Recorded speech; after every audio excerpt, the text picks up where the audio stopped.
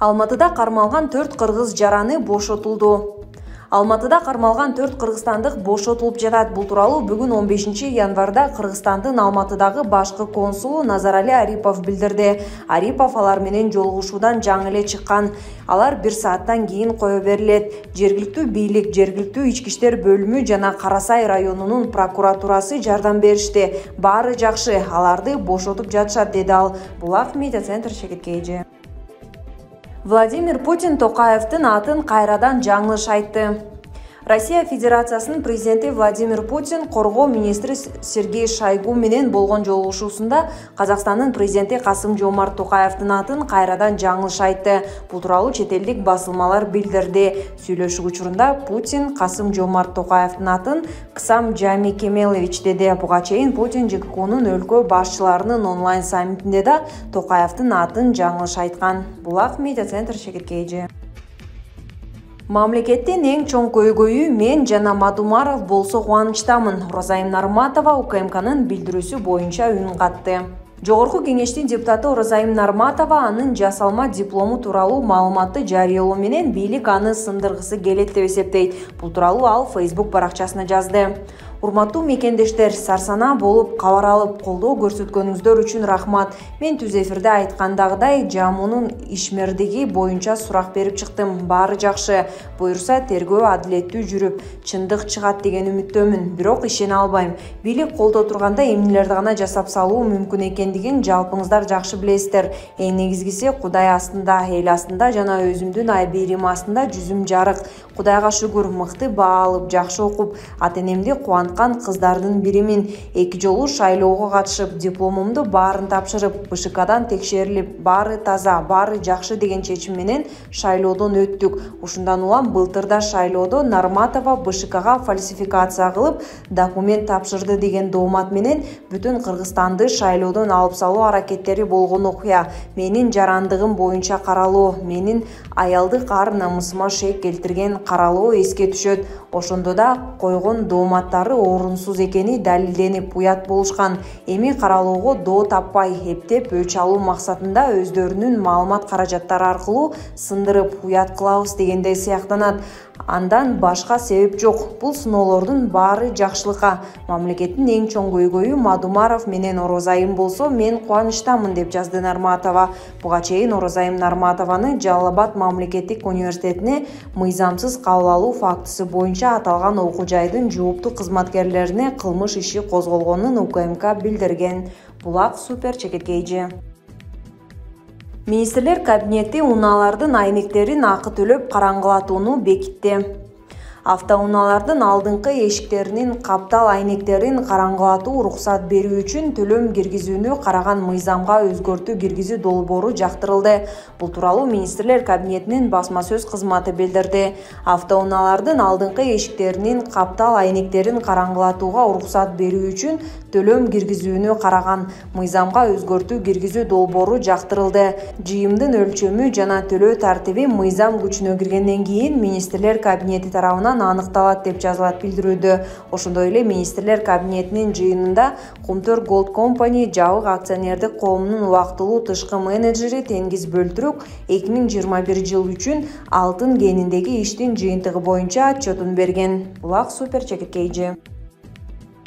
Кубан Мамбеталиев: Токаевдин Назарбаевга каршы чыгууга духу жеткен жок. Токаев Назарбаевга каршы чыгууга харизмасы, кудурети жетпей койду, деди Назарньюс маалымат агенттигине белгилүү журналист жана Кыргыз Республикасынын элчиси Кубан Мамбеталиев.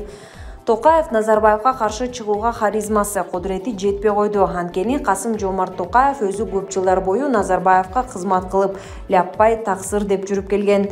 Нурсултан Назарбаев бийлик башында турганда да анын айткандарын эки кылбай, жада калса дүйнөлүк чоң президенттер кылбаган ишти жасаса да баш ийкеп туруп берген. Мисалы Нурсултан шаары кылып өз атын ыйгарды, көчөлөргө президенттин ысымы берилди. Ошондо да кеңеш айтып, жолун тоскон эмес. Токаев ошентип жүрүп анын ишенимине толук кандуу кирип калган.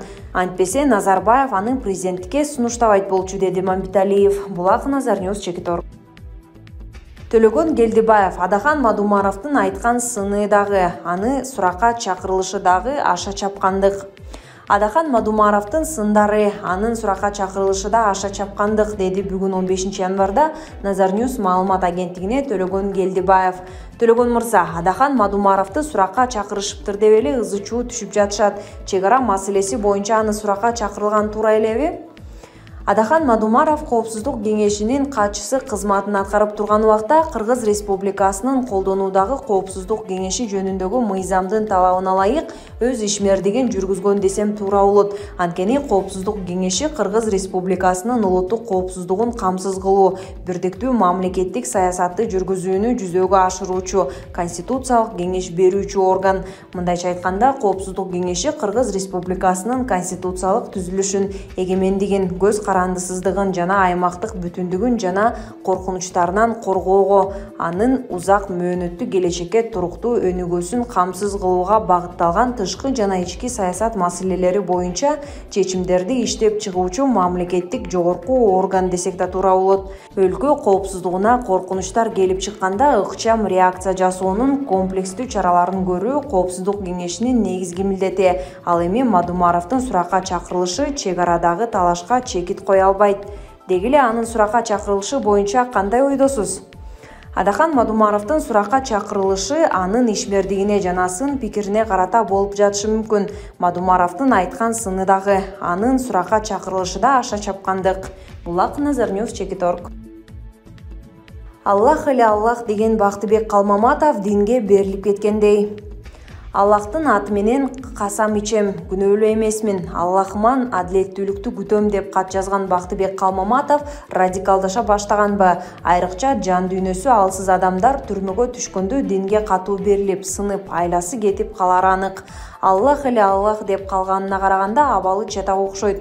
Бактыбек эркиндикте жүргөндө бакылдап, бийликти сындап, ар нерсени койгулаштыра чагымчылык жасаса, анан сөзүнө жооп бериш керекпи? Мындан аркысын мыйзам, сот аркылуу таразанан көрөлү. Булак Nazar News Чекиторг. Туугандар, саясат өзү ыплас кир нерсе экени чын көрүнөт. Кайсыл калпка, кайсыл ушакка жооп бергенге жетишейин. Туугандарымды калп менен уруп жамандап жатасыңар. Шайлоо учурунда WhatsApp группаларга жамандап жатасыңар. Эми болсо 1 жыл мурун дебатта болгон видеодогу мен айтпаган сөздөрдү монтаждап айтты деп жатасыңар. Иштейинби же ушактарга жооп берейинби? Деги качан кыргыз оңолот, качан ушактан, калптан кутулабыз? Унутпайлы, калптын өмүрү кыска. Ушак, калпка жооп бергенге убакыттар, мамлекетибиздин өнүгүшүнө иштейле. Бизге эл берген 5 жылдык мөөнөт өтө аз. Бизге Кудай берген өмүрлүк мөөнөт өтө аз. Андыктан ушак, калпка көңүл бурууга укугум жок. Мамлекетке, элге иштегенге милдеттүүмүн. Медералиев.